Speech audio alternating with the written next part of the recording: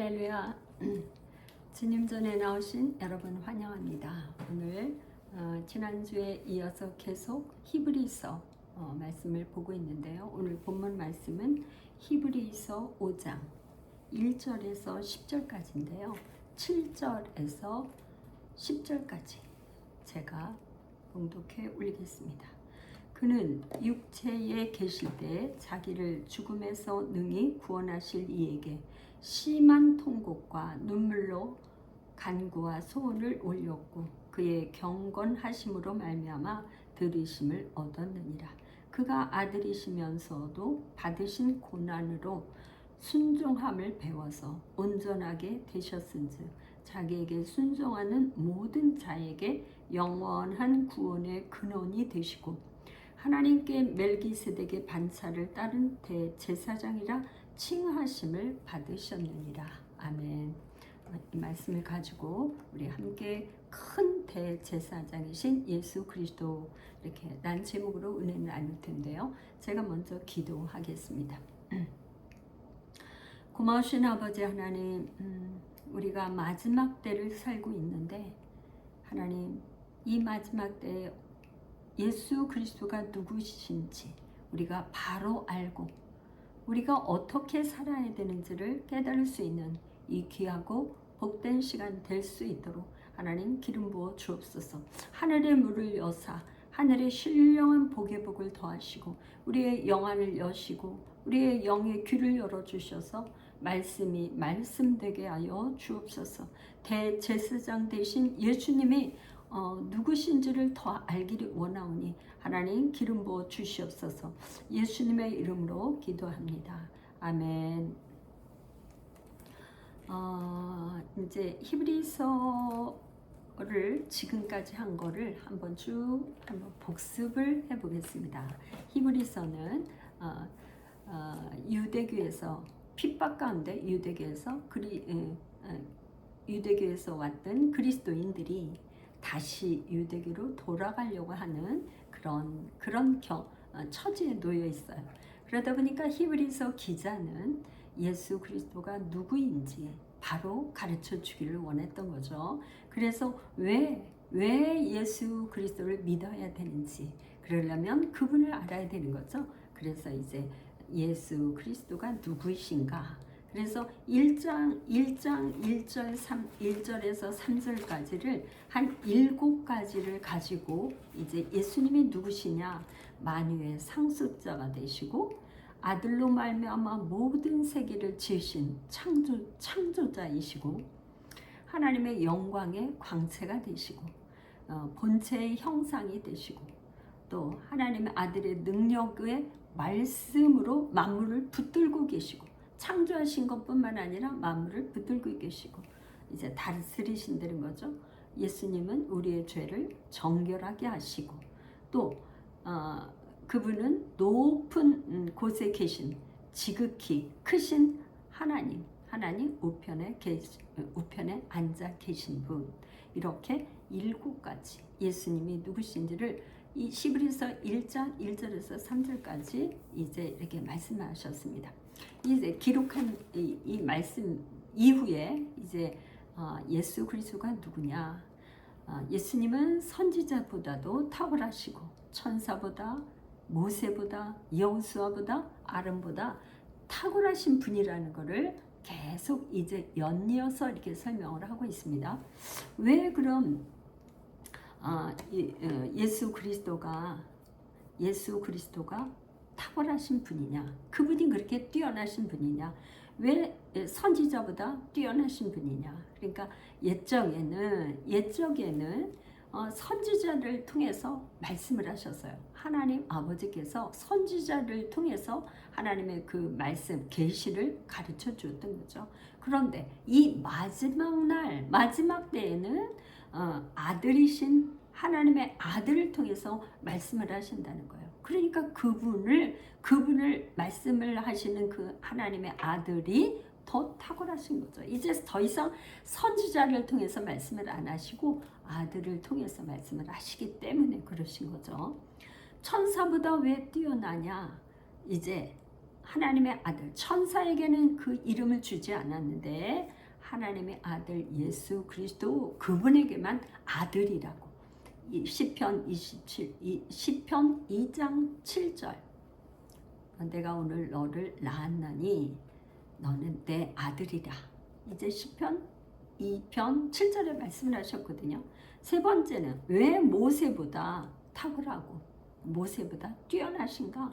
그 모세는 집안에서 섬기는 자, 종으로서 뛰어나지만 예수 그리스도는 하나님의 집을 맡은 자로서 집 위에서 다스리는 자이기 때문에 탁월하신 거죠. 뛰어나신 거죠. 그러므로 이제 경고를 했어요. 첫 번째 경고는 뭐였냐? 큰 구원을 등한시 여기면은 보응을 피할 수가 없다. 두 번째 경고는 거역하지 말라.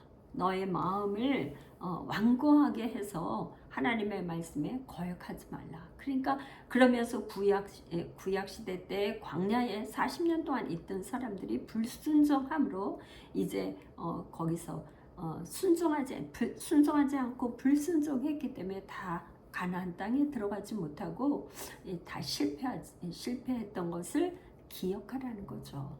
그래서 이제 불순종하면 안식에 들어갈 수 없기 때문에 이제 경고를 하는 거예요. 거역하지 말라고, 너의 마음을 완고하게 하지 말라. 완고하는 것은 하루아침에 완고하게 되는 것이 아니라 그때마다 선택해야 되는데 미혹에 이끌려서 이제 한번 선택한 것이 잘못된 선택을 하게 되면 계속 그 불순종한 것이 쌓여서 이제 마음이 완고하게 딱딱하게 굳어서 하나님의 말씀을 듣지도 못하고 깨닫지도 못하게 된다는 것이죠. 우리의 마음은 어떠한가요? 오늘 말씀을 듣는 여러분들이나 저에게 또 여러분들에게 동일한 말씀이 아닐까요? 그러면 이제 이 히브리서 기자는 성막도 없고 성전도 없는 원독자들에게 하나님의 은혜의 보좌는 어디인가? 어디로 가라는 것인가? 왜 어디로 우리가 나가야 되는가? 그럴 때 예레미야 31장 31절에서 34절까지를 말씀하셨습니다. 시내산의 언약은 돌판에 기록된 언약입니다. 그런데 새 언약은 우리의 마음에 기록하시는 거죠. 그래서 마음에 하나님의 언약을 가지고 있는 사람은 언약궤가 있는 것이죠. 그래서 이 마음에 하나님의 언약이 있는 사람은 성령께서 인치신 것과 같다. 그러므로 새 언약을 받은 사람들은 내가 있는 곳 어디에서든지 1대1로 예수 그리스도 하나님과 만날 수 있기 때문에 이 자신을 우리가 성전이에요. 성전인데 거룩하게 잘 성전을 지키는 그런 삶이 되어야 된다. 거룩한 삶을 살아야 된다는 거죠. 그래서 히브리서의 키버스 4장 14절의 말씀을 이제 다시 한번 읽어보겠는데요. 그러므로 우리에게 큰 대제사장이 계시니 승천하시니 곧 하나님의 아들 예수시라. 우리가 믿는 도리를 굳게 잡을지어다. 여기서 큰 대제사장이라고, 그분이 누구라고요? 예수님이라고 말씀을 하시고 있어요. 그래서 큰 대제사장이신 예수님, 그러면 대제사장의 그 사역은 어떠한가? 구약시대 때는 대제사장이 아론의 계열, 그러니까 레위 지파 중에 특별히 레위 지파 중에 아론의 계열에서 대제사장직을 계속 이어왔죠. 그러면 그 제사장의 그 사역이 뭔가? 1년에 한 번 7월 10일이 되면 속죄일이에요. 대속죄일. 이날은 이제 성수 앞에 모여서 한 해의 그 죄를 용서받는 날입니다. 대제사장은 1년에 한 번 그 지성소에 들어가는데요. 언약궤 앞에 들어가서 향을 피우고 또 자기의 죄를 위해서 송아지 피를 가지고 지성소에 이렇게 뿌리는 거죠. 그러면 죄가 없으면 나올 수 있는데 죄가 있으면 그 안에서 죽는 거죠. 이제 죄가 없으면 살아서 나오는데, 그 다음에는 염소 2마리를 이렇게 선택을 해서 하나는 광야로 보내고 하나는 그 피를 죽여서 그 피를 가지고 지성소에 다시 들어갑니다. 그래서 이제 지성소에 들어갔을 때 죄가 용서받으면 살아서 대제사장이 나오는 거고, 나오지 않으면 죄사함을 받지 못하는 것이죠. 이게 대제사장이 1년에 한 번씩 이렇게 백성들을 위해서 이제 죄사함, 용서함을 받는 그런 날입니다. 그런데 우리 큰 대제사장 대신 예수님은 어떻게 그 사역을 하셨는가? 예수님은 자기 자신이 제물이 되었어요. 그리고 예수님은 동물을 잡아서, 짐승을 잡아서 그 피를 사용한 것이 아니라 예수님이 그 십자가에서 흘리신 그 보혈의 피를 가지고 지성소에 들어가신 것이죠.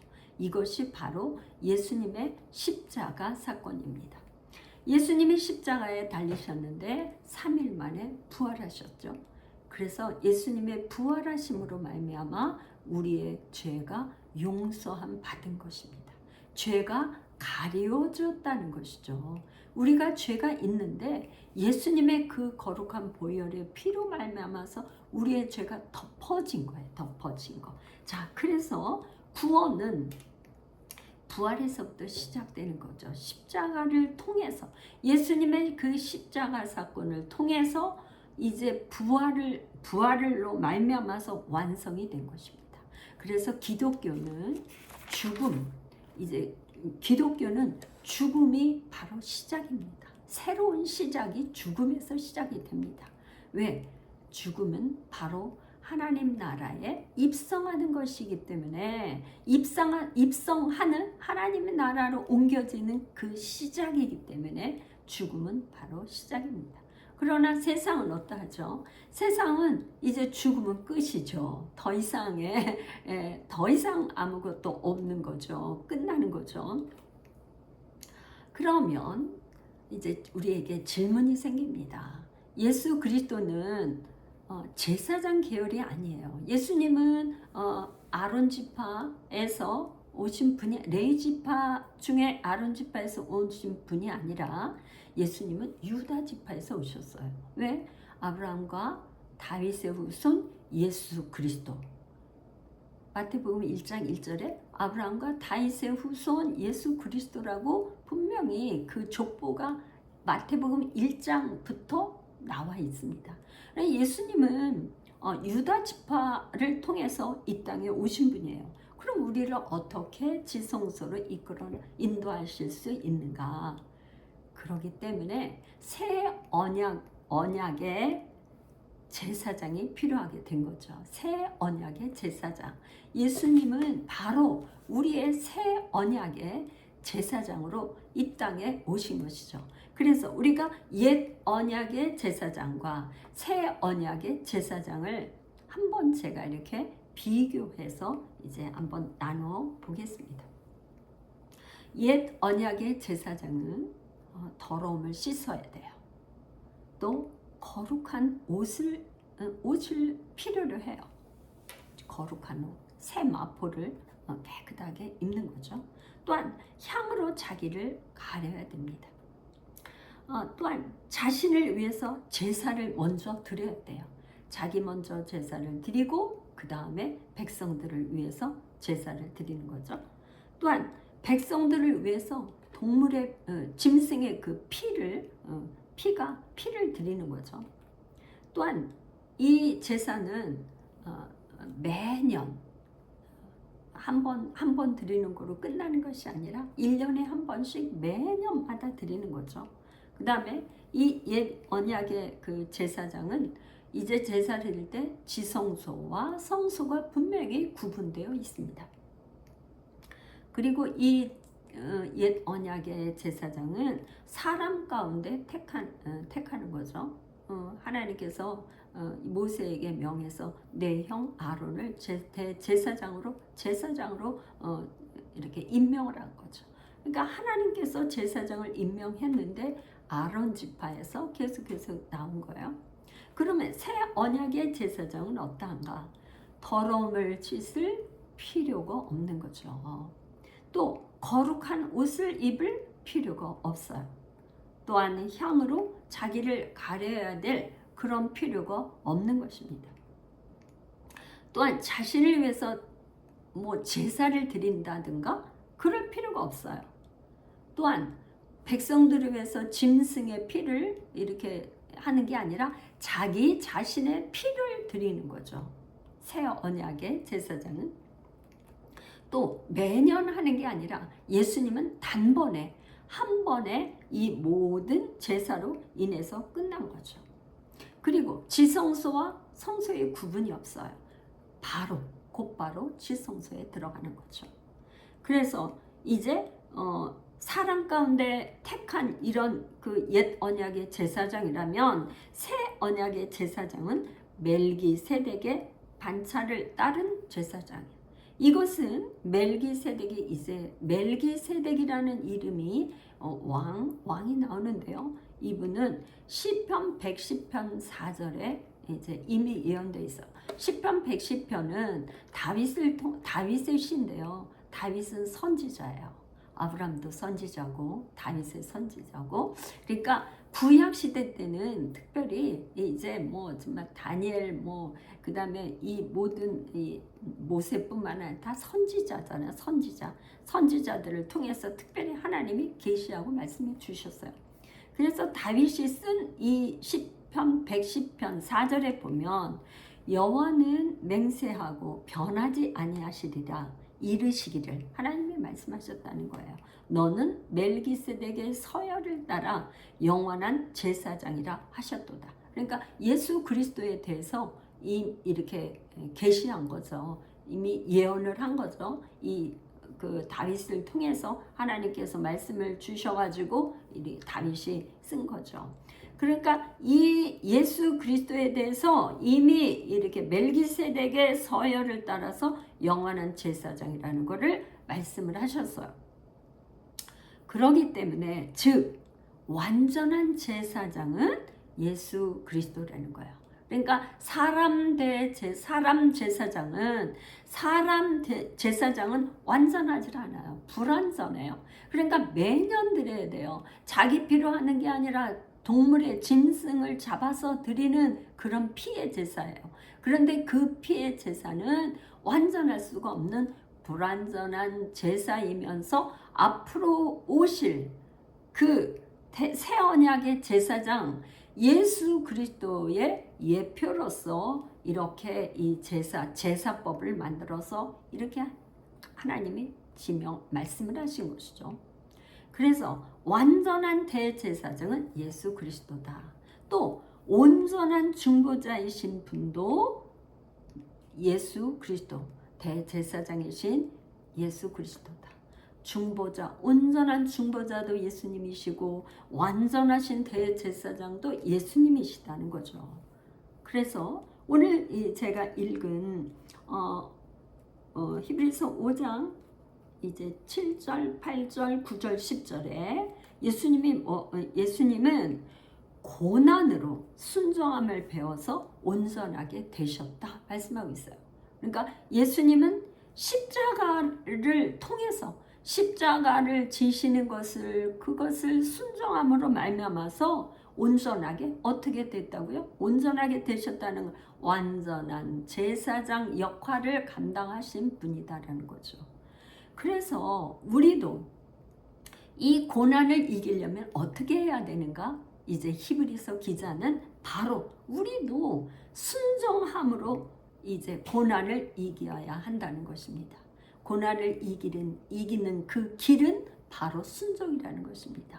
예수님이 그렇게 순종한 것처럼 우리도 그렇게 순종을 해야 된다는 거예요.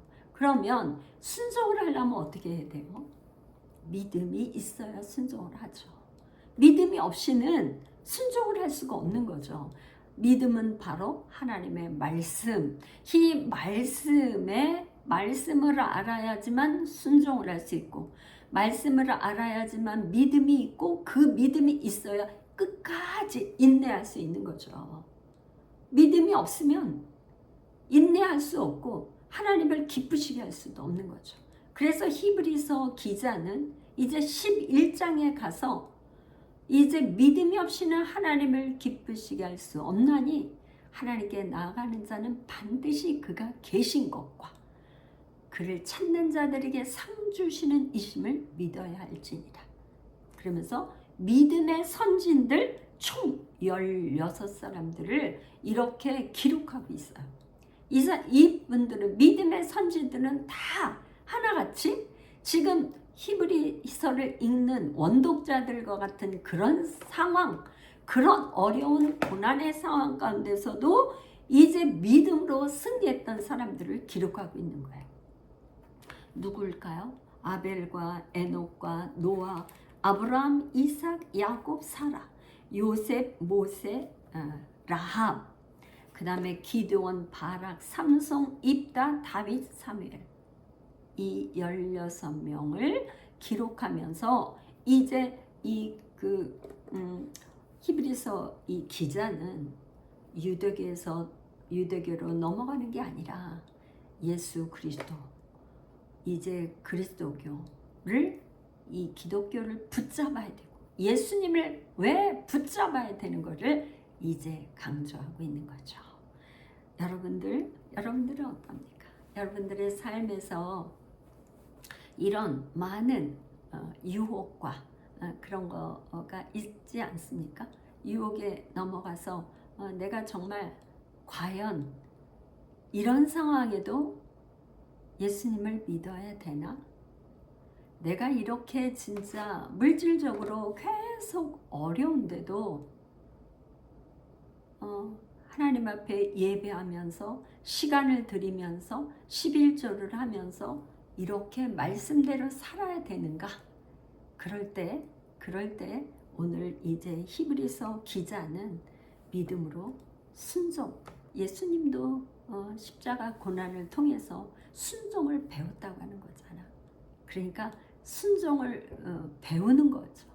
우리가 순종하지 않으면 그 고난이 끝나질 않습니다. 여러분들 생각할 때는 내가 이렇게 어렵기 때문에 하나님도 봐주시지 않을까? 그리고 그 고난을 피하는 것 같이 다른 길로, 곁길로 가서 할 때는 계속 고난이 끊어지지가 않아요. 끝나지를 않아요. 고난은 언제 끝나는가? 순종할 때 끝납니다. 고난은 이제 내가 순종함으로 말미암아서 나를 괴롭히는 그 원수마귀 사단은 이제 손을 놓고 떠날 수밖에 없는 거예요. 순종할 때. 순종하지 않으면 계속 고난은 연속될 수밖에 없습니다. 그 문제가 해결되지 않습니다. 물질의 문제 해결되지 않습니다.